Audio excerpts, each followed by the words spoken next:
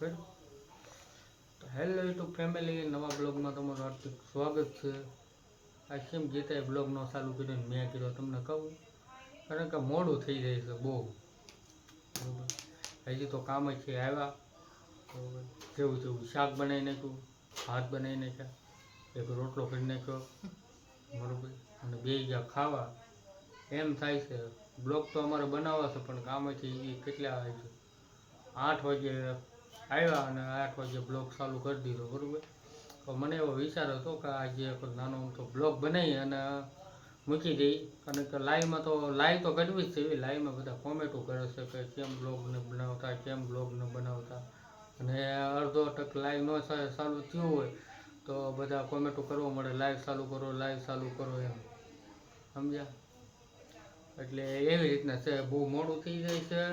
અને માનો કે એ કેટલા વાગ્યા 8 વાગ્યા ને તો એ આવ્યા છે. અને તો શાક બનાવી નાખ્યું છે, શેણાની દાળ. હાલો બધા જમવા. અહીંયા બનાવી નાખ્યા છે ભાત, અને આ બનાવી નાખ્યો છે આપણે બાજરાનો રોટલો, દેશી રોટલો. અને અહીંયા બેઠી છે ગીતા. શું કશો?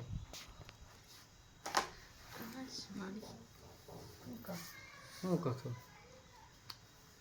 બ્લોગ તો અમે એમ નથી બનાવતા કે ટાઈમ નથી રહેતો. ઘરે આવી રાંધવી, બધું કામકાજ કરવી, તો હું આવીને રાંધું, ખાસું પીસ્યું. હજી તો 11 સાડા 11 થઈ જાય છે, કપડાં ધોવાના, નાહવાનું. તો આમાં બ્લોગ બનાવવાનો કાંઈ ટાઈમ રહેતો નથી. અને સવારમાં અમે 8 વાગે વયા જ આવી છે કામે. 8 વાગે તો આમાં કેમ બ્લોગ બનાવો? બપોરે અડધો કલાકનો ટાઈમ મળે છે. તો આજ વિચાર્યું કે લાવો ને આજે જરીક નાનો અમથો બ્લોગ બનાવી. બહુ બધા કોમેન્ટ કરે છે કે કેમ બ્લોગ નથી બનાવતા તમે, કેમ બ્લોગ નથી આવતા.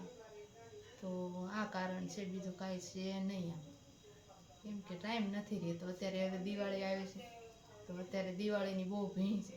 અને આમે પાસે હીરામાં તો તે મંદી છે બહુ, એટલે થોડુંક ભીડ રાખવી પડશે દિવાળી છે ત્યાં સુધી. અને આપણે વેકેશન પડે, આપણે કહીને પછી કન્ટિન્યુ બ્લોગ બનાવવાના જ છે. પણ હવે વેકેશન પડે ત્યાં સુધી, હવે મહિનો છે, કાંઈ જાદુ તો છે નહીં.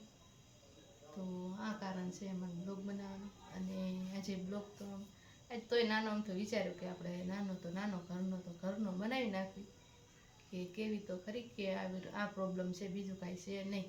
એટલા માટે નથી બનાવતા બ્લોગ. અને કાલે ચંદ્રગ્રહણ હતું, તો ચંદ્રગ્રહણમાં કોણ કોણ માન્યતા કરે છે કોમેન્ટ કરી દીજો. હું આજે સવારે 6 વહેલા જાગી હતી, પણ હું 6 વાગે રાંધતી હતી તો મસ્ત આમ લાલ લાલ ચાંદો હતો. અને એ એક લાલ પ્રકાશ પડ્યો ને તો જોઈને હું બી ગઈ. અને મને આજ આખો દિવસ માથું દુખી છે એ જોયું ને. આખા ઘરમાં લાલ લાલ, અને આકાશ બધું લાલ લાલ, બહુ આમ બીક લાગે એવું હતું. હું તો સવારમાં થોડીક ડરી ગઈ, કેમ કે મને બધું આમ લાલ લાલ જોયું. ઊભી થઈને પછી બારી બારણાં બધું મેં બંધ કરી દીધું. ખાલી 1-2 મિનિટ પૂરતું જ હતું, વધારે નહોતો ટાઈમ. પછી તો હતું ને એવું થઈ ગયું. તો મને સાચું બીક લાગી કે હશે બધું જે કહે છે એ બધું, એ તો સાચું જ છે એમ. પણ અમારે હરેશ નથી માનતા, કે એવું કાંઈ ન હોય, એ બધું ખોટું છે એમ. એ કે માણા બધા વિદેશમાં કે ચંદ્રગ્રહણ ને એને જોવા માટે કે કેટલા પૈસા ખર્ચે, કે ચશ્મા લે ને એને જોવા હાટું કેટલું ઓલું કરતા હોય, તો એ કે એને નથી જોવા મળતા. કે આપણે તો ભાગ્યશાળી કહેવાય, તો એ કે આપણે દર્શન થાય, જોવા મળે છે ચંદ્રગ્રહણ, પછી સૂરજ દાદાની. અને એ લોકોને વિદેશમાં જોવાય નથી મળતું એમ કહેતા હતા. તો હવે હરેશને પૂછી લઈએ શું કહે છે, એને પૂછવી આપણે. નહીં હો ભાઈ, આપણે તો હું તો રાતે જાગ્યો. બરાબર. તો સ્પેશિયલ હું જોવા માટે જાગતો હતો. બરાબર. કેટલા વાગે ખબર? 1 સાડા 12 વાગ્યા લગી હું જાગ્યો. બરાબર.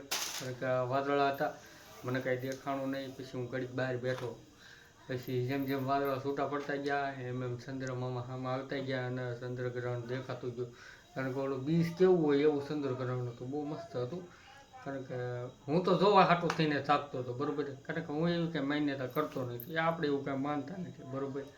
એટલે હું સ્પેશિયલ જોવા હાટું જ જાગ્યો હતો. અને સવારમાં હતું એવું કે માણસે કીધું હતું ને કે લાલ ચંદ્રગ્રહણ છે, એટલે કેમ ઓલું બધું ઘરમાં ઓલું બધું પાણી ને એવું બધું લાલ લાલ થઈ ગયું હતું. સત્ય વાત છે, સાચી વાત છે. પણ આપણે એવું કાંઈ માનતા નથી. બરાબર. એ હાટું હું રાતે જોવા હાટું થઈને જાગ્યો હતો. બરાબર. તો ગીતા જાગી હતી તો ગીતા બી ગઈ હતી. તો આ બારી શકે ને ત્યાંથી જો તમને સાંદાવામાં દેખાય છે ત્યાંથી ને જ તે બધો પ્રકાશ અંદર આવે બરાબર. અને પાણી ને એવું બધું લાલ લાલ બતાવવા મળ્યું હતું બરાબર. તો કહી દઉં અહીંથી તમને સાંદામાં દેખાય છે મસ્ત મજાના. તો એ જોવા હાટો થઈને જાગતો હતો બરાબર. તો આપ લોકો અહીંયા ધ્યાન કરી દઈએ બરાબર. તો થોડું થોડું જમી લઈ પછી જે આગળના જે ઘરના કામ હોય એ ઘરના કામ જે પૂરા કરી નાખે બરાબર. અને આપ લોકો અહીંયા એન્ડ કરી દઈએ ત્યાં સુધીમાં જય બધાને જય માતાજી. અમનો બ્લોગ તમને ગમ્યો હોય તો લાઇક શેર અને સબસ્ક્રાઈબર કરી દીજો અને તમારા સપોર્ટની ખાસ જરૂર છે. તમે અમને સપોર્ટ કરતા રહીજો. જય માતાજી.